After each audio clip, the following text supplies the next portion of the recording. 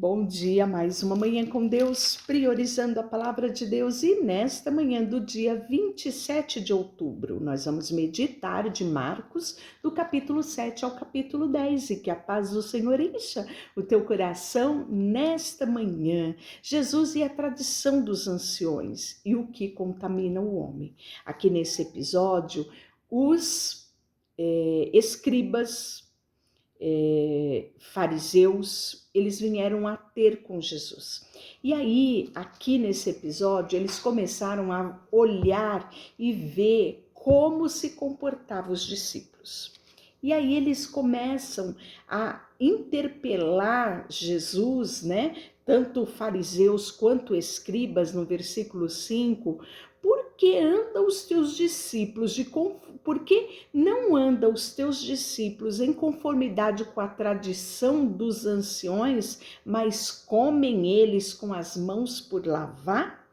E aí Jesus, né, olha para tudo aquilo e responde a eles com uma palavra profetizada por Isaías. Ele diz assim: bem profetizou Isaías a respeito de vós, hipócritas, como está escrito: este povo honra-me com os lábios, mas o seu coração está longe de mim.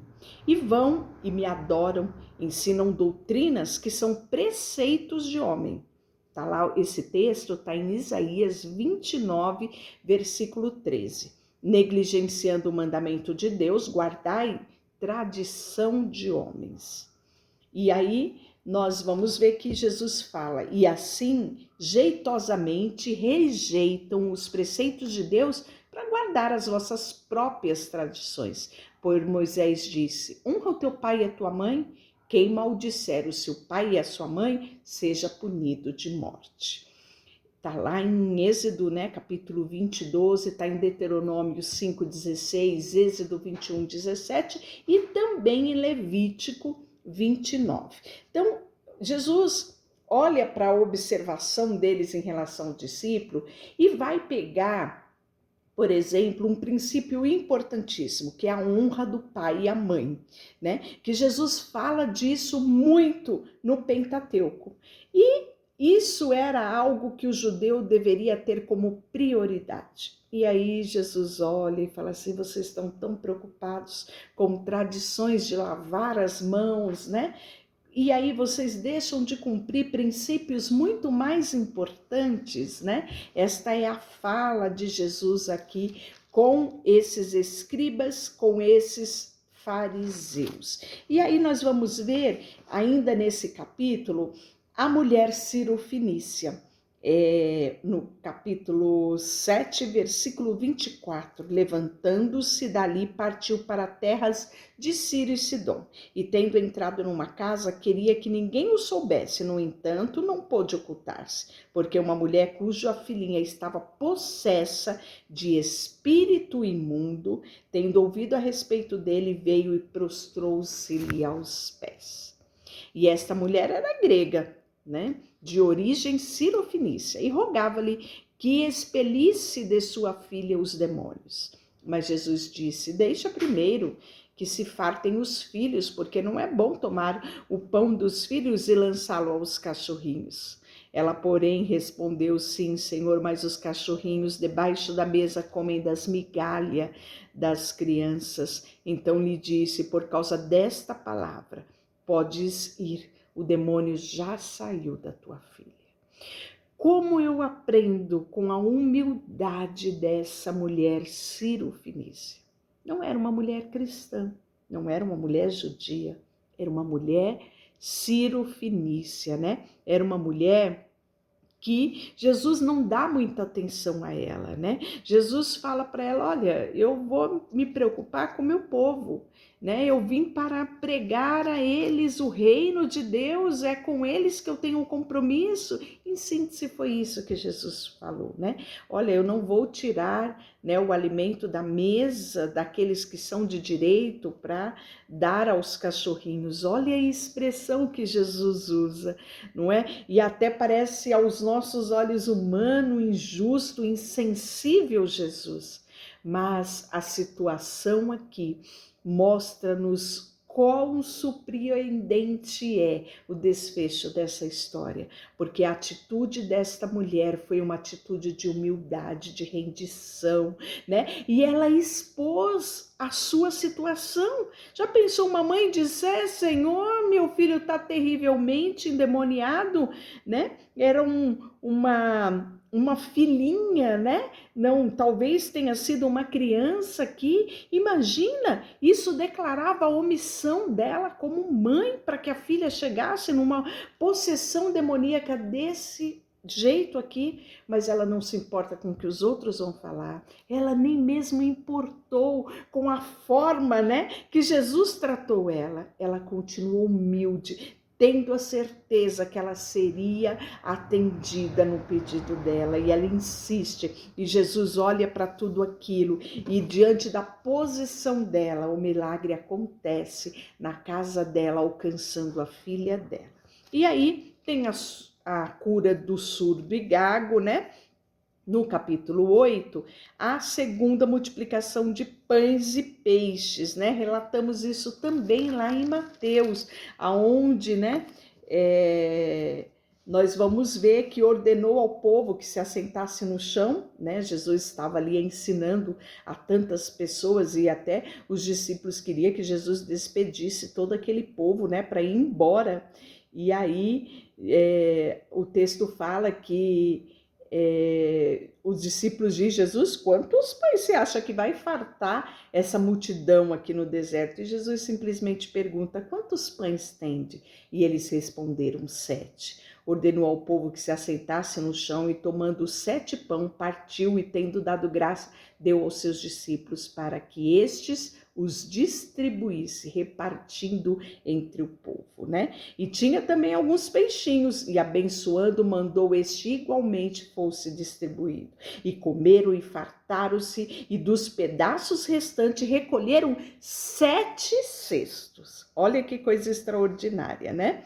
Os fariseus vão pedir um sinal do céu, e nós já vimos a respeito disso, né? Porque logo em seguida Jesus fala que não será dado a ele sinal nenhum, e fala a respeito de Jonas.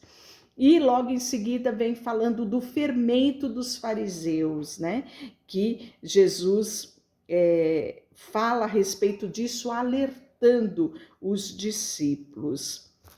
E aí vem a cura do cego de Betsaida, né? Então chegaram em Betsaida e lhe trouxeram um cego, que rogando-lhe que o tocasse. Jesus, tomando o cego pela mão, levou para fora da aldeia, aplicando a saliva aos seus olhos, e impondo-lhe as mãos, perguntou: vês alguma coisa? E este, recobrando a vista, respondeu: vejo alguns homens como uma árvore andando, né? Ou seja, a sua visão não estava ainda nítida. E aí nós vamos ver que então novamente lhe pôs as mãos nos olhos, e ele, passando a ver claramente, ficou restabelecido, e tudo distinguia de modo perfeito. Então aqui nós podemos ver, né, que a obra de Deus, ela é perfeita. Deus não deixa nada pela metade. E aí nós vamos ver a confissão de Pedro, quando, né, pergunta a Jesus, né? Quem dizem os homens que eu sou? João Batista? Outros Elias, né? Alguns dos profetas? E aí Jesus pergunta: e vocês, meus queridos discípulos, quem vocês acham que eu sou? E aí nós vamos ver que Pedro, tomado de uma ousadia, tomado, né, por uma revelação, diz: Senhor, tu és o Cristo, o Filho do Deus vivo. Que extraordinário, não é? E aí Jesus vai predizer a morte dele, né? Os discípulos, falando para os discípulos que eles deveriam ter o compromisso de levar a sua cruz. Olha só, então, convocando a multidão junto com os seus discípulos, disse: se alguém quer vir após mim, mesmo se negue, tome a sua cruz e siga-me. Isso nós vimos lá em Mateus, capítulo 10, 38. Quem quiser, pois, salvar sua vida, perdê-la. E quem perder a sua vida por causa de mim e do evangelho, salvá-lo-á. Que coisa maravilhosa, né? Que aproveita o homem ganhar o mundo inteiro e perder a sua alma. Que daria o homem em troca da sua alma? porque qualquer que nesta geração adúltera e pecadora se envergonhar de mim e das minhas palavras, também o Filho do Homem se envergonhará dele quando vier na glória do seu Pai com os santos anjos, né? E aí nós vamos ver logo após isso, no capítulo 9, a transfiguração, né? 6 dias depois, tomou Jesus consigo a Pedro, Tiago e João e levou a sós ao alto do monte, e ali houve a transfiguração. É aquele momento em que esses 2 discípulos ficam tão extasiados com aquele momento que eles querem fazer uma tenda e permanecer lá em cima mesmo, né? Nós vimos em Mateus 3:17 esse episódio, né? E aí tem a cura do jovem possesso, e que nós também já vimos lá em Mateus, e Jesus novamente vai predizer a sua morte, declarando quem é o maior no reino dos céus. E aí, dizendo ele, né? Ele chama os 12 e diz: se alguém quer vir ser o primeiro, será o último e o servo de todos, né?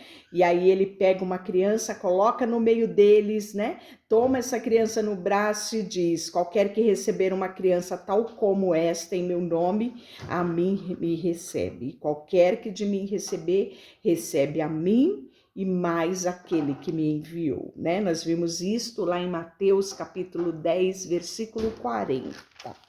E, por fim, Jesus vai atravessar o Jordão, né? Levantando-se Jesus, foi dali para o território da Judéia, além do Jordão, e outra vez a multidão se reuniu junto a ele, de novo ele os ensinava segundo o seu costume, né? E aí Jesus vai abençoar as crianças, é a ocasião que ele vai abençoar as crianças, ele vai falar sobre o divórcio, não é? Que não é porque Moisés deu carta de divórcio que você deve se divorciar. Não, você se divorcia porque o seu coração é duro, é insensível à ministração de Deus, né? Ao amor dele. E aí nós vamos ter no capítulo 10 ainda o episódio do jovem rico, não é? Falamos a respeito desse jovem rico, onde ele está tão preso às riquezas que ele não consegue seguir a Jesus. E aí Jesus vai falar do perigo que essas riquezas é para a pessoa, né?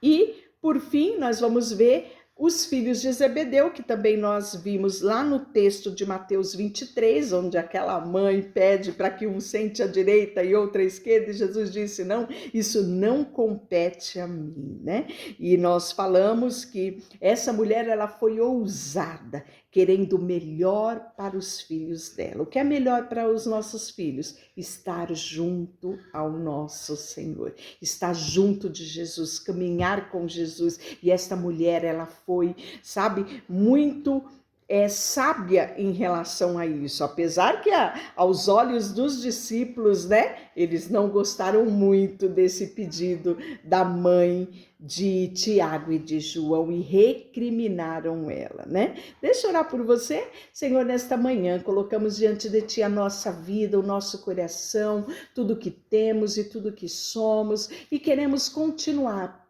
prosseguindo em conhecer ao Senhor, conhecer a Tua palavra, colocá-la em prática na nossa vida, Deus. Colocamos diante de Ti tudo que temos e somos, em nome de Jesus. Amém. Deus te abençoe.